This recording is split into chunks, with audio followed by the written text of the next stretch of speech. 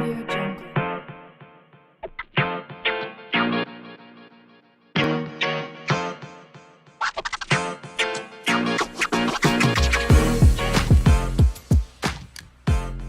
प्यारे बच्चों, आज हम करेंगे रस विषय पर आधारित वर्कशीट नंबर 41 ए, बी और सी। यहाँ पर रस के विषय में संक्षिप्त में बताया गया है, तो आप वीडियो को पूरा जरूर देखें। ऐसा ना हो कि कोई महत्वपूर्ण बात आपसे छूट जाए। अब पहला प्रश्न आता है कि रस होता क्या है। तो कहानी, कविता, नाटक आदि को पढ़ने, सुनने या देखने से जो आनंद की अनुभूति होती है वो ही रस कहलाती है। अब रस के 4 अंग बताए गए हैं: स्थायी भाव, विभाव, अनुभाव और संचारी भाव। ये भी कहा जाता है कि रस की निष्पत्ति स्थायी भाव के विभाव, अनुभाव और संचारी भाव में मिलने से होती है। यानी रस जो है अपनी पूर्णता को जब प्राप्त होता है जब स्थायी भाव, विभाव, अनुभाव और संचारी भाव में मिलता है। बात करें स्थायी भाव, तो ये वो भाव है जो सहृदय के हृदय में स्थायी रूप से रहते हैं। यही किसी बाहरी कारण से जगते हैं और अपनी पूर्णता को प्राप्त करके रस में बदलते हैं। हर एक स्थायी भाव एक रस में बदलता है, या ये कह सकते हैं कि हर रस का एक स्थायी भाव होता है।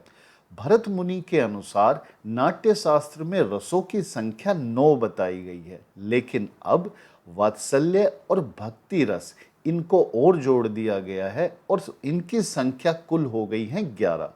अब बात करें विभाव की, तो विभाव स्थायी भाव के उद्बोधक कारण को विभाव कहते हैं।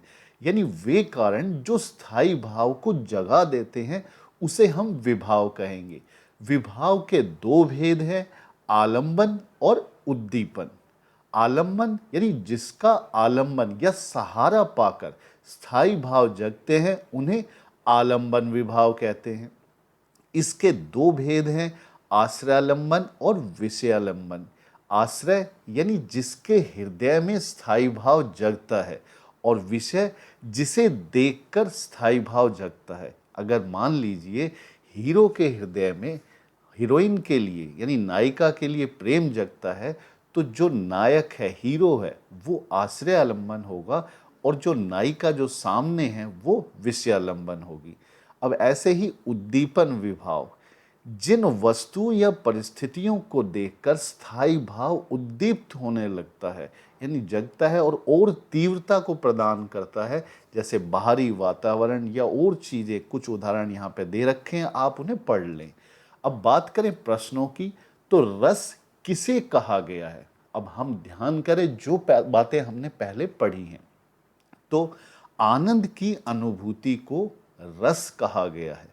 रस के 4 अंग होते हैं। कौन से 4 अंग होते हैं? आप सभी विकल्पों को ध्यान से पढ़ें और उसके बाद देखें। हमने पढ़ा था स्थायी भाव, विभाव, अनुभाव और संचारी भाव। ये रस के 4 अंग होते हैं। तीसरा प्रश्न है कि प्रत्येक रस का एक क्या होता है? जी हाँ, बिल्कुल सही, स्थायी भाव। जिसका आलंबन या सहारा पाकर स्थायी भाव जगते हैं उसे क्या कहेंगे? तो कई बार हमें अगर वैसे समझ में ना आए तो मिलता जुलता शब्द भी विकल्प में दिया होता है। तो जी हाँ, इसका उत्तर है आलंबन विभाव।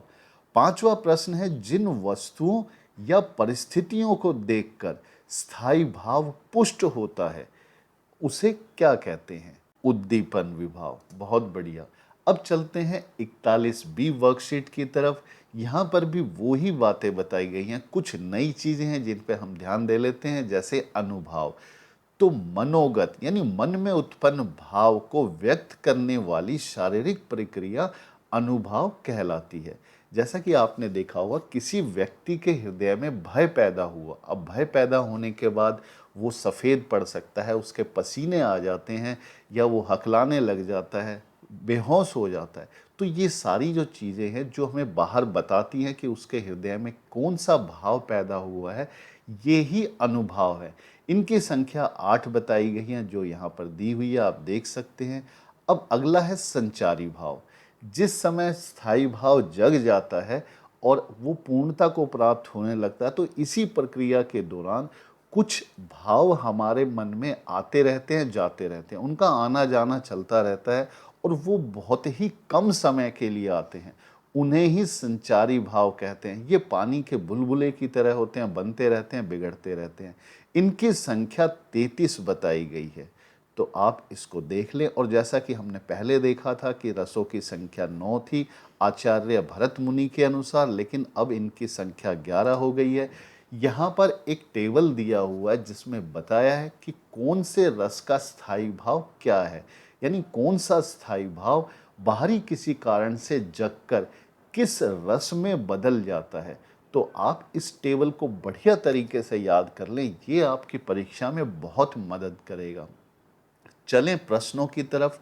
पहला प्रश्न है, मनोगत यानी मन में उत्पन्न भाव को व्यक्त करने वाली शारीरिक प्रक्रिया कहलाती है। क्या कहलाती है? जी हाँ, अनुभव।